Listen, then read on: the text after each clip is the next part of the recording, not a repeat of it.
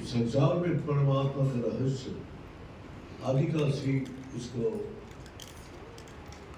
सभी खबर ले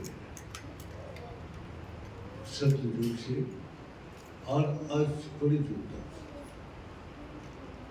जितना भी महापुरुष है, ऋषि महर्षि मुनि सभी इसी का तलाश किया। इस संसार किसने सृष्टि की, कौन संचालन करे और कौन संहार करे। तो इसी प्रकार कैसे पता चला पद्म पुराण में यह है, भगवान शंकर जी बाएं अंग से अपना भगवान विष्णु को और दाहिने अंग से भगवान ब्रह्मा जी दोनों को सृष्टि करके अपना समाधि में लीन कर। तो विष्णु का नाभि कमल से नाभि कमल का ऊपर ब्रह्मा जी बैठे और नीचे शयन अवस्था में तो समासन अवस्था में अपना भगवान विष्णु। तब दोनों का फिर चेतना जागृत किया भगवान शंकर जी ने और चेतना जागृत करके एक दूसरा से मिलाया। तो भगवान विष्णु उठ के दिखा दी, मेरा नाभि से इतना कमल, नाभि कमल में ब्रह्मा जी को देखा। वो बोलते आप कहाँ से हैं और वो बोलते आप कहाँ से हैं। तो दोनों बोला मैं आपको सृष्टि किया और ब्रह्मा जी का हाथ में सृष्टि का शक्ति भगवान शंकर जी ने दिया। ये दोनों का सृष्टि करने का ताल है ब्रह्मा जी को और भगवान विष्णु को पालन किया। तो यहाँ भगवान विष्णु को सात्विक गुण रहने के कारण और ब्रह्मा जी का रजगुण रहने के कारण दोनों में अलग है। अब दोनों का वो बोलते मैं तुमको सृष्टि का, वो बोलते मैं किया। दोनों अपना अपना इच्छा का इसमें अड़ा रहा। बोले ठीक है हम दोनों लड़ाई करते, जो जीतेगा वही। तो इसीलिए जब लड़ने लगा, लड़ने का तैयारी कर रहे थे, उसी समय एक शिवलिंग आया दोनों का बीच। मैं ही सबका सृष्टिदाता हूं, इसका आदि अंत नहीं है। शिवलिंग का आकाश बनी। अब शिवलिंग जब आया तो फिर उस शिवलिंग का नीचे भगवान विष्णु बड़ा रूप धारण करके चला गया और ब्रह्मा जी हंस में बैठ के ऊपर गए। लेकिन नीचे जितना गया उसका आदि अंत नहीं मिला। उसने वापस आया, ब्रह्मा जी भी उसका आदि अंत नहीं मिला तो उसको वापस आया। लेकिन रजोगुण रहने के कारण अहंकार से झूठ का सहारा ले उसने साथ ही साथ कामधेनु गाय को बनाया, जो गाय पहले बात करता था और कावेरी खोद को लिया। अब दोनों ला के दिखाया। भगवान विष्णु बोला मेरे को आदि अंत नहीं मिला। ब्रह्मा जी बोला तो मेरे को यही देखो आदि अंत मेरा कामधेनु गाय बोला हाँ, और कावेरी बोल इसके साथ ही आप उसी समय आकाश से प्रचंड शब्द से आवाज आया, ब्रह्मा जी आपको सृष्टि का हमने शक्ति दिया है और अपना सृष्टि करके अहंकार बस अब झूठ बोल रहे हैं। आज से आपके इस संसार में कहीं भी आपको पूजा नहीं। और कामधेनु गाय जो बात करता था मनुष्य का भाभी, उसको बोला तो आज से बात करना बंद, बात नहीं कर सकता। और तेरा सब कुछ, तेरा गोबर, तेरा पेशाब, तेरा सब कुछ पूजा में लगेगा, दूध दही घी सब कुछ पूजा में लगेगा। तेरे को गाय को सभी माने देव देवी के निवास स्थान सभी मानेगा, लेकिन तेरा मुंह जिसमें लगाए वो झूठा हो, वो पूजा में नहीं।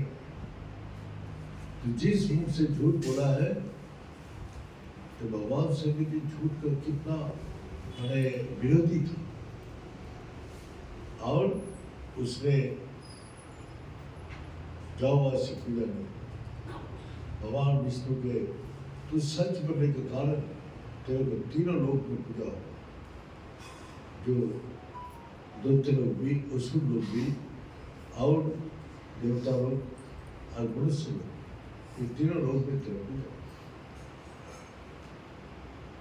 तब दोनों बोला आप कौन है, आपका स्वरूप तो आपको दिखाई नहीं देता, आप अपना बताओ। तो फिर उसने अग्नि रूप से प्रकट, तो अग्नि जब प्रकट हुआ तो उससे आवाज आया, यही मेरा स्वरूप है अग्नि। अग्नि से सृष्टि होता है, अग्नि में पालन होते हैं और अग्नि के जला के राख करते हैं। तीन शक्ति अग्नि में है और साक्षात चेतन शक्ति है। हाथ लगाओ तो तुरंत बता देगा तो क्या शक्ति है, तो यही है। तो सबने समझ में लिया, बोला आप अपना स्वरूप ये इससे बोध नहीं करते। फिर उसने ओंकार का रूप दिखाया, यही ओंकार है जिसमें ब्रह्मा विष्णु महेश और इसमें पंच शक्ति पांच शक्ति निवास करती, जो पंच तत्व बना है। इससे तीन गुण का उत्पत्ति हुआ, त्रिगुणा मैं त्रिगुणातीत, तीन गुण का सृष्टि करने वाला मैं हूँ, लेकिन मेरा कोई तीन गुण इफेक्ट नहीं होता। तब बोला जो आपको स्वरूप, जो आप जो बोलते हैं मैं महेश के रूप से सारी जगत को संभाल, तो आपको रूप तो दिखाई। तो अभी वो दोनों का बीच में जो पंचवात्म त्रिरत्न रूप धारण करके वो बीच में, इस संसार में हमारे सब देव देवी का तीन आयाम नहीं है, एक माता का है, एक शंकर जी का है और एक गणेश। ये तीन आयाम धारी है, और कोई भी देव देवी को अब तीन आयाम में देख नहीं सकते। तो इसी कारण से जो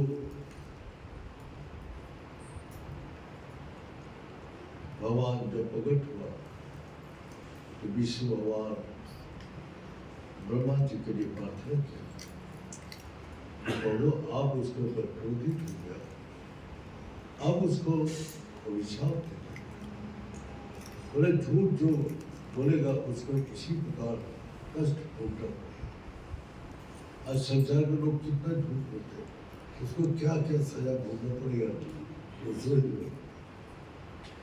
तो उसके बाद ब्रह्मा जी को स्तुति किया। स्तुति करने के समय क्या नाम से स्तुति किया? पहले जो अग्नि का रूप जो सूर्य दिखाई देते, सूरज का रूप, अरुणाचल नाम से पहला भगवान विष्णु और ब्रह्मा जी ने भगवान को स्तुति किया अरुणाचल महादेव जी के नाम से। तो अरुणाचल महादेव के नाम लेने से दादा ज्योतिर्लिंग का पूजा और उसका महत्व को प्राप्त करते हैं। यह आम आदमी जानते हैं। अरुणाचल का नाम लेने से दादा ज्योतिर्लिंग का नाम लेते। तो अरुणाचल का नाम लेते उसका जन्म उसके स्पर्श नहीं कर सकते। उसको जो नित्य अरुणाचल महादेव को पूजा करते हैं उसका अकाल मृत्यु नहीं। तो इसी कारण से अरुणाचल महादेव के बहुत से महिमा है,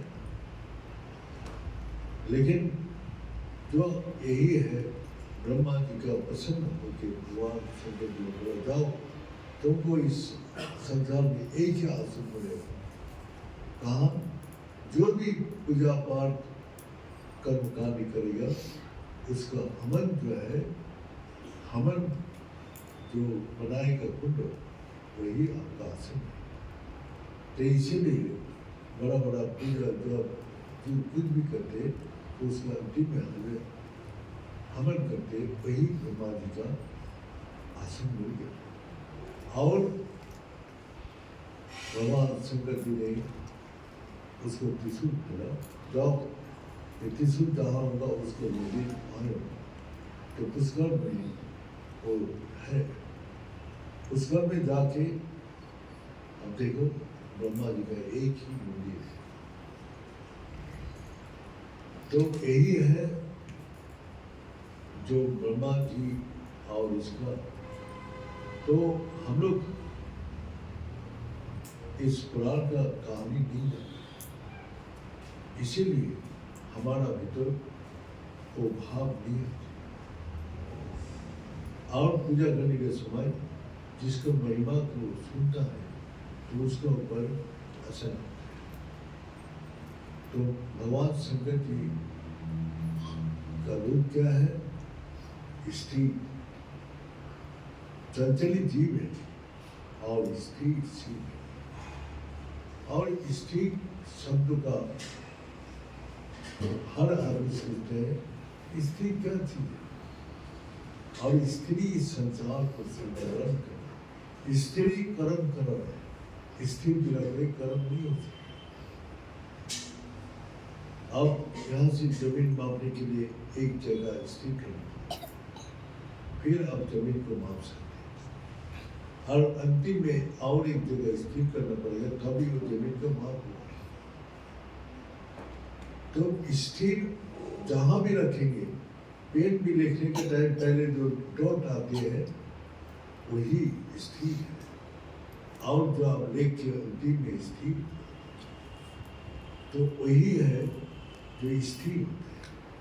वही अनुष्ठान होते हैं, जैसे दुर्गा पूजा हुआ, अब दिन स्थिर, समय स्थिर हो, दिन समय कौन स्थिर करके अनुष्ठान करते, सब उसी समय आते हैं। जब तक स्थिर नहीं करेगा तब तक कोई नहीं आ सकता, कोई क्लियर नहीं होता। इसी प्रकार इस संसार में जो भी स्कूल, कॉलेज, ऑफिस, दुकान, सबका एक समय स्थिर है। अब बस पकड़ने के लिए, ट्रेन पकड़ने के लिए, प्लेन पकड़ने के लिए सबका समय स्थिर है। उस देख के वो चलते हैं और अपना सारा दुनिया का काम होता है स्थिर। हमारा काम क्यों नहीं होता है? हम जीव हैं, दुर्बल है, इसीलिए हमारा मन चंचल है, इसलिए काम नहीं करते। और जब स्थिर हो जाएगा तब आप कोई भी, आपका मन जब स्थिर रहेगा, कोई भी इच्छा करे कोई इच्छा को पूरी। लेकिन स्थिर होना आसान नहीं है। आपका मन बुद्धि इस संसार में बाहर दुनिया में भटक उसको स्थिर करना आसान नहीं होता। तो इसीलिए बोलते कितना भी कठिन से कठिन हो तो अभ्यास के जरिए से उसको आप नियंत्रण कर सकते। तो इसीलिए भगवान गीता में भी अर्जुन को बोला अभ्यास न करते हो वैराग्य अभ्यास का। और वैराग माने हमको जो डिस्टर्ब कर रहा है स्थिर होने में उसको त्याग दो। कोई चिंता हमको ध्यान में बैठने नहीं दे, स्थिर होने नहीं दे। कोई फोन बार बार तंग करे बंद करो। जो भी हमको विचार उत्पन्न होते वहाँ ही उसको दबा और स्थिर करो। हमको क्या चाहिए? अगर जो चीज़ चाहिए वो स्थिर करके अपना मान्य करते रहो, साधना करते रहो, तुम्हारा इच्छा पूरी। लेकिन वही है जो मनुष्य जब स्थिर हो जाते हैं इतना आनंद इतना शांति होता है जो वो कुछ मांग ही नहीं सकते।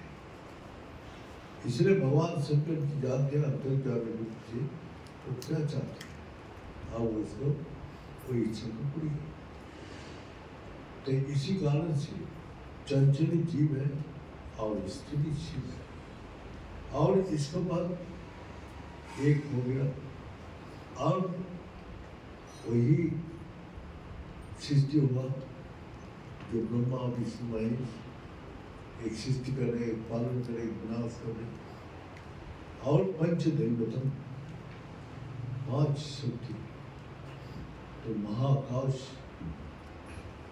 अग्नि जल पृथ्वी वायु आकाश ये पांच तत्व छह शिष्ट।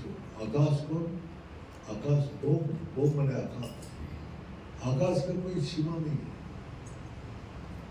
अब रॉकेट कितना भी भेजा साइंटिस्ट चलते गया उसका अंत नहीं मिला। अभी भी कोई अंत नहीं मिला। कितना विशाल ये महाकाश है आप हम लोग कल्पना नहीं कर सकते। आप आसमान की तरफ देखो तो दूर से दूर जितना दूर तारा नक्षत्र ग्रह दिखाई देते। हम भी तो आकाश में हो, हम लोग भी तो आकाश में हो। चंद्रमा पृथ्वी सब आकाश में। हम चंद्रमा के ऊपर देखते और धरती क्या नीचे देखते। लेकिन पूछो जे पृथ्वी कहाँ है तो महाकाश में है। लेकिन हम लोग समझ पाते तो महाकाश में और ये धरती जो घूम रहा है कोई समझ पाते। लेकिन ज्ञान चक्षु से जब देखते हैं जो सूरज के सामने जब आते हैं तो दिन होता है और सूरज के पीछे जब चला जाते रात होता है। ये दिन रातें हम लोग को घूमने का अनुभव कराती है जो धरती घूम रही है। लेकिन कोई बोले दिखाओ धरती घूम रहे दिखा सकते हैं? महाकाश में है दिखा सकते हैं? तो नहीं दे सकते। लेकिन ये इसमें गायत्री मंत्र में है ये 7 लेयर है। यह लेयर जो है 7 है। भूव सह महो जन तप सत्य। ये 7 लेयर को भेद करके फिर धरती का ये पृथ्वी का बाहर जाती है। जैसे रॉकेट जाते हैं तो ये धरती को 7 लेयर को क्रॉस करते हैं। जब अंदर आते हैं तो रुकता है, वो आने नहीं देते। इसीलिए भगवान ऐसी सृष्टि रचना करके जो महाकाश से और भी ग्रहों में पत्थर है, पेड़ है, जो कभी कभी वो गिर जाते, कभी कभी वो गिरता है।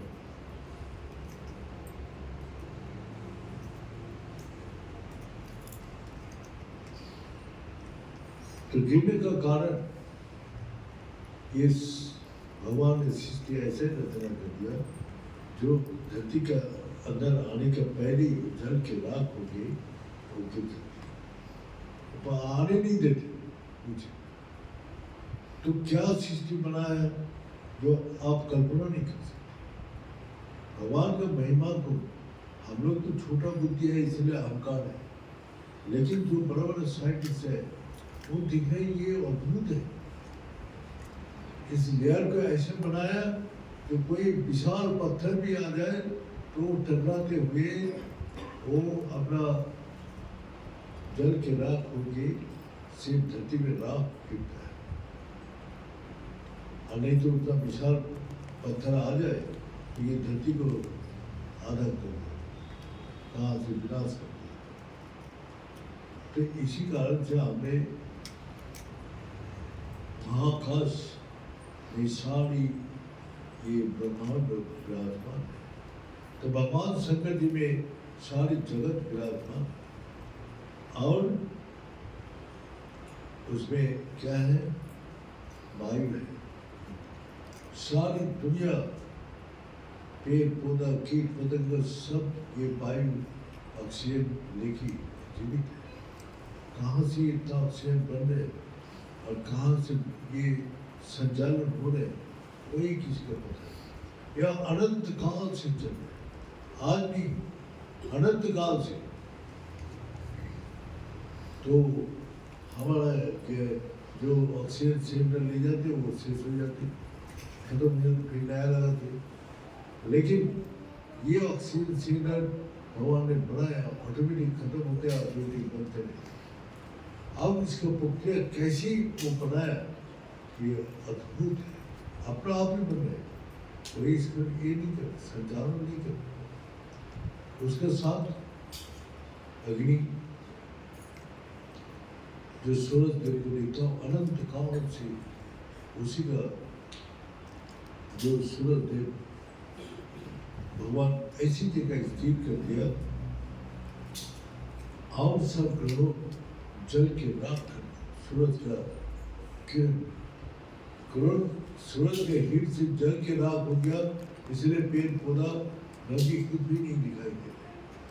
लेकिन भगवान ने धरती को बनाया मत्स्य भूमि, इसीलिए वो अपना सूरज के ऐसी जगह लगाया जो अपना जब वो नजदीक आते तो गर्म होता है, जब दूर जाते हैं तो ठंडी होती है। लेकिन इसको जला नहीं पाया। अगर सूरज से दूर चला जाए तो बर्फ जम जाएगा, इसीलिए सर्दी में ज़्यादा बर्फ गिरते हैं और नज़दीक आ जाए तो ये सारी जल के राख।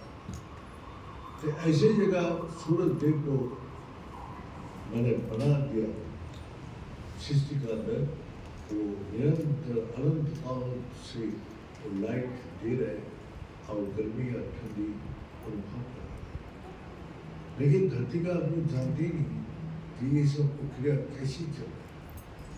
फिर जल जो है सभी पी के याद हो, पेट पौधा कीट पतंग सब। तो इसका हम कभी ये किया नहीं। तो ये पानी इतना आदमी पीते जा रहे हैं, एक बोतल पानी दिया तो एक दिन में 1 घंटा बचे। तो आप कितना पानी पी रहे, धरती कितना जीव जंतु पशु पक्षी पी रहे, तो पानी खत्म जब चलती जा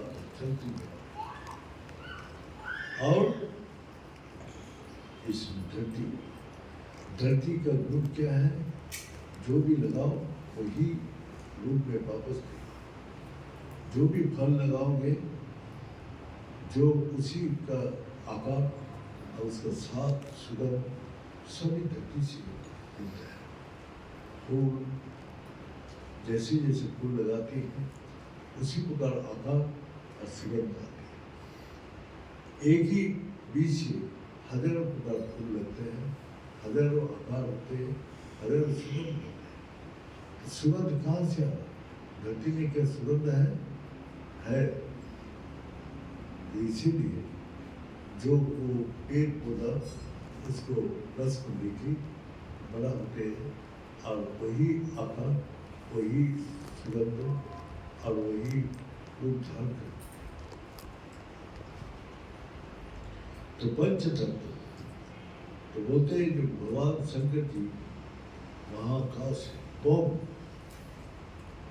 सूरज देव पंच देवता में आते, वायु माता का रूप है, जो जगदम्बे जगत जननी माँ दुर्गा का रूप है वायु, और जल भगवान विष्णु का है। जल में नहाने से पवित्र होते हैं। जल हजारों आदमी को प्यास पालन करते हैं, और धरती का ऊपर खड़ा होकर आप कर्म करने का शक्ति मिलता है। अगर शून्य में खड़ा कर दे तो आप काम नहीं कर सकते, न चल सकते, कुछ कर सकते। धरती का ये कर्म भूमि है, तो इसलिए धरती में खड़ा होकर आप कर्म कर सकते, और नहीं तो कहीं नहीं कर सकते। तो इस कारण से हम लोग भगवान है, भगवान शंकर की कृपा से हम लोग का ये धरती में आने का मौका मिला है, और ये खड़ा होके भगवान का भजन करने का हम लोग का अंदर उस इच्छा का भावना का प्रेरणा मिला है। तो हम लोग कितना भाग्यवान हैं। हम सोचते हैं धरती में आने के बाद भी इस रहस्य को विज्ञानी लोग चाहते, इसीलिए वो लोग उस शक्ति को हमेशा प्रणाम करके श्रद्धावान ज्ञान श्रद्धा करके उसने इस ज्ञान को अद्भुत ज्ञान को प्राप्त किया और सारा संसार में विदा किया। आइंस्टाइन थर्ड लॉ में वो कैसी हल गिरता है, कैसे ऊपर जाते हैं, इस देखा कि धरती में पहले ही था। वो तो सिर्फ पता चला तो उसको रिसर्च करके उसको निकाला, लेकिन उस शक्ति तो पहले से था। तो ये अद्भुत कैसे कौन कर रहे, क्या कर रहे, ये आदिकाल से ऋषि ऋषि, लेकिन जो आत्मा कहने लोग को इसका बारे में पता है। जो आत्मा का जान लिया वो सब कुछ जानते हैं। तो इसीलिए बोलते हैं जो कहाँ से जाना पड़ते हैं, उसी इतना सूक्ष्म रास्ता है जिसमें मन बुद्धि इंद्रियां जाते, वहाँ सुषुम्ना सरस्वती जो ज्ञान का भंडार और सुषुम्ना नारी के पास करना। तो अपना आप ही सब ज्ञान उसको अपना आप ही होगा। किताब पढ़ के एक सिवा में ज्ञान होता है, लेकिन वहाँ तो अनंत ज्ञान का भंडार। तो वही हम देखते हैं जो उसी रास्ते में जो चला जाते हैं, वो इस संसार में पहले क्या था, अभी क्या है, बाद में क्या होगा, ये तीनों काल का ज्ञान हो जाता है। इसीलिए वो लोग को त्रिकालदर्शी बताते हैं। जैसे वैद्य से त्रिकालदर्शी, जो वाल्मीकि जी आया वो भी त्रिकालदर्शी, और रामचंद्र जी जन्म लेने का पहले रामायण का दर्शन करते हैं, और उसको देखने के लिए वाल्मीकि जी अपना आश्रम में इंतजार करते। वहाँ सीता मैया लव उसका जन्म हुआ, ये सब पहले ही लिखा हुआ था। तो और महाभारत में वैश्य ने अपना वही साधना करके त्रिकालदर्शी हुआ। जो महाभारत में जन्म के पहले वैश्य ने महाभारत का रचना और भगवान से प्रार्थना किया, तो प्रभु हम इसको देखना चाहते, और वही लिखा। सब घटना को जो लिखा है वही सब लोग धीरे धीरे सामने आए। तो इसलिए वैश्य को ज्ञान के लिए क्या दिया उसको पिताजी पराशर ऋषि, एक अक्षर ओंकार। बोला बेटा यही ओंकार एक वेद है, इसको अभ्यास कर। वेद पठन विद्या, जो अभ्यास करते हैं वही वेद पाठ। तो हम लोग जो अपना साधना करते हैं ओंकार और बिंदु संगीत बिंदु में अपना ध्यान लगाते हैं, बस और जो अवाच्य फलक को स्मरण करते हैं वही उपास्य और टिकाऊ बचे। लेकिन स्थिर होना पड़ेगा। जब तक स्थिर नहीं होगा तब तक वो शक्ति जागृत हो ही नहीं सकती। इसीलिए हमको एक ही अक्षर एतत् अक्षरम ब्रह्म एतद् अक्षरम परम ब्रह्म एतद् अक्षरम यथा ब्रह्मलोक में है। यही अक्षर परम ब्रह्म है। यही अक्षर को जब जान लेते वही सारे ब्रह्मांड को है। और एतद् अक्षरम परम इसके बाद आप कोई ज्ञान नहीं है। तो यही हम लोग का गुरु जी ने बोला कि इसको उपासी तुमको अंदर से ज्ञान, बाहर की किताब पढ़ने का कोई जोर नहीं, तुमको सुनने का भी जोर नहीं, देखने का भी जोर नहीं। तुम अंदर ही सब कुछ द्वारा सारे ब्रह्मांड इस नर से देव का अंदर है। जो है विश्व ब्रह्मांड में वो है ये देव अंदर। इस देव का अंदर ही सारे ब्रह्मांड बैठे।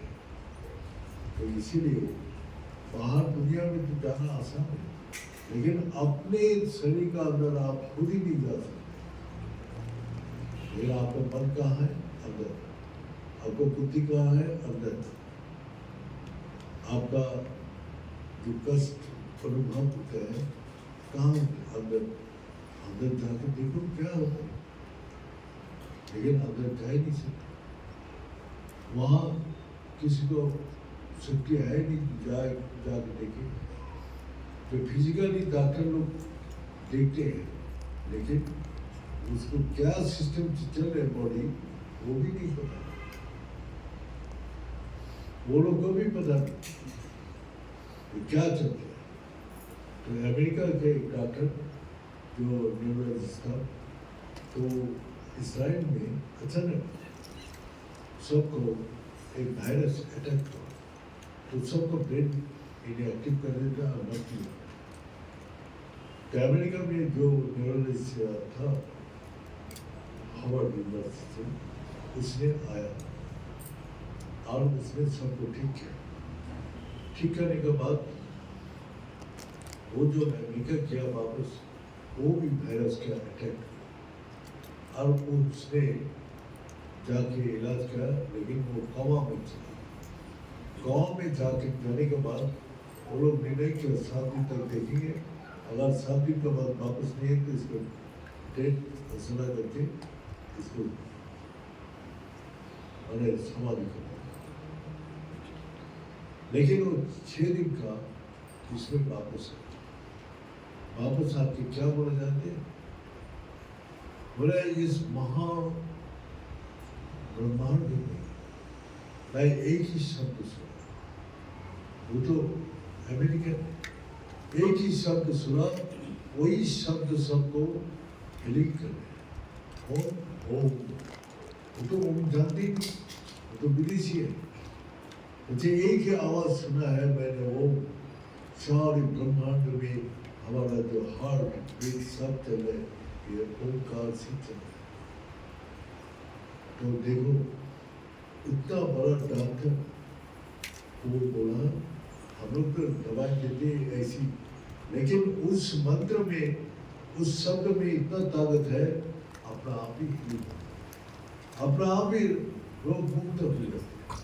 हम लोग का वेद उपनिषद कितना हम लोग को देख किया, लेकिन हम लोग उसको व्यवहार करना नहीं जानते। हमारा श्रद्धा विश्वास घटने का कारण हम लोग दुर्बल। तो यही हम लोग का विश्वास और दृढ़ता लाना पड़ेगा। तो लेगा हम अपने अंदर वही चीज को अभ्यास करें जिससे अपने अंदर का सब कुछ हो। तो ये कारण आपको ब्रह्मा विष्णु महेश में क्या था, एक सप्तगुणी, एक रजगुणी और एक तमगुणी। और बोलते क्या होता है, वो श्रृंगार करते हैं। तीनों गुण आपको अंदर भी हैं।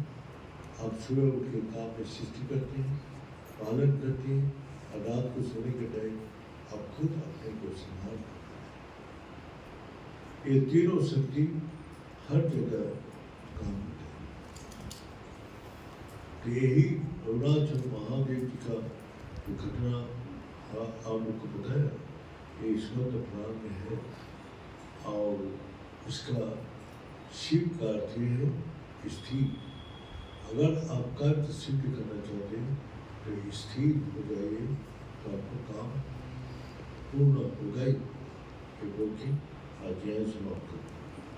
ओम पूर्णमद पूर्णमिदं